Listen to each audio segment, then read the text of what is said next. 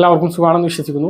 ആധാറുമായി ബന്ധപ്പെട്ട് വളരെ പ്രധാനപ്പെട്ട മാറ്റങ്ങൾ ഇങ്ങനെ വന്നുകൊണ്ടിരിക്കുകയാണ്. യുണീക്ക് ഐഡന്റിഫിക്കേഷൻ അതോറിറ്റി UIDAI പുതിയ ചില നിയമങ്ങൾ കൂടി കൊണ്ടുവന്നിട്ടുണ്ട്. അതിൽ പ്രധാനപ്പെട്ടതാണ് ഇനി ആധാർ ഇഷ്യൂ ചെയ്യുമ്പോൾ വ്യക്തമായ ഫോട്ടോകൾ മാത്രമേ പരിഗണിക്കുകയുള്ളൂ എന്നുള്ളത്. നമുക്കറിയാം, പല ആധാർ കേന്ദ്രങ്ങളിലും വെളിച്ചമില്ലാത്ത സ്ഥലങ്ങളിൽ നിന്ന് ഫോട്ടോ എടുത്ത് ഇരുണ്ട രൂപത്തിൽ നമ്മുടെ ഫോട്ടോ നമ്മുടെ തന്നെയാണോ എന്ന് ഉറപ്പില്ലാത്ത ഒരു സ്ഥിതിയിലൊക്കെ ആയിരിക്കും ചില ആധാറിലെങ്കിലും ഫോട്ടോ ഉണ്ടാകുക. അപ്പം അത്തരത്തിലുള്ള ഫോട്ടോ അനുവദിക്കില്ല. മാത്രമല്ല, ചെവികൾ ഇനി ഇരു ചെവികളും കാണണം. ശിരോവസ്ത്രം, തലപ്പാവുകളൊക്കെ ധരിച്ചിട്ടായാലും ചെവി വ്യക്തമായിട്ട് കാണുന്ന രൂപത്തിലായിരിക്കണം ഇനി ആധാറിലെ ഫോട്ടോ എടുക്കേണ്ടത്. ഈ കാര്യത്തിൽ ആധാർ ഏജൻസികളാണ് ശ്രദ്ധിക്കേണ്ടത്. ഇങ്ങനെ ശ്രദ്ധിക്കാത്ത ആധാർ ഏജൻസികളുടെ ലൈസൻസ് റദ്ദാക്കുകയോ പിഴയിടുകയോ ചെയ്യും എന്നും യുണീക്ക് ഐഡന്റിഫിക്കേഷൻ അതോറിറ്റി വ്യക്തമാക്കിയിട്ടുണ്ട്.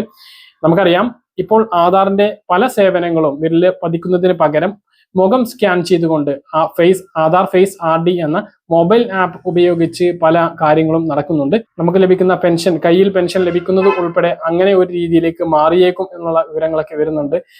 പെൻഷൻ വാങ്ങുന്ന ആളുകൾ ജീവിച്ചിരിപ്പുണ്ടെന്ന് എല്ലാ മാസവും ഉറപ്പിക്കുന്നതിന് വേണ്ടിയിട്ടുള്ള നടപടികളൊക്കെ വരും എന്നൊക്കെ പറയുന്നുണ്ട്.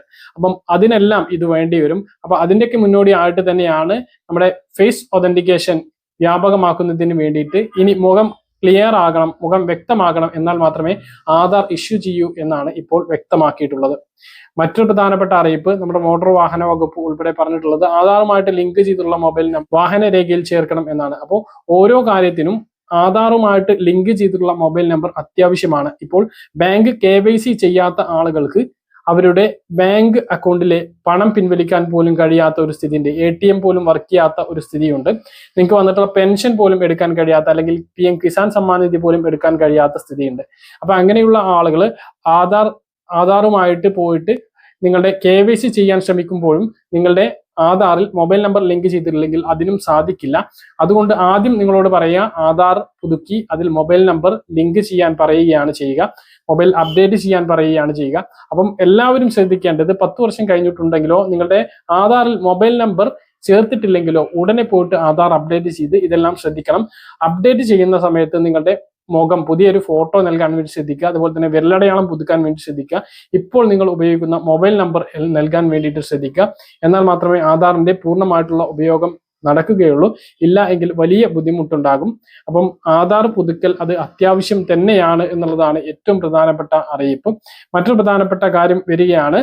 അതായത് നമ്മുടെ വിരലടയാളമാണ് ഇനി നമ്മൾ ഭൂമി വാങ്ങുമ്പോഴും വിൽക്കുമ്പോഴും വിരൽ പതിക്കുന്നതിന് പകരമായിട്ട് വരുന്നത്. അതായത് നേരത്തെ ഇടത് കൈയിന്റെ തള്ളവിരൽ മഷിയിൽ മുക്കി പതിക്കുകയായിരുന്നു ആധാരത്തിൽ ചെയ്തിരുന്നത്.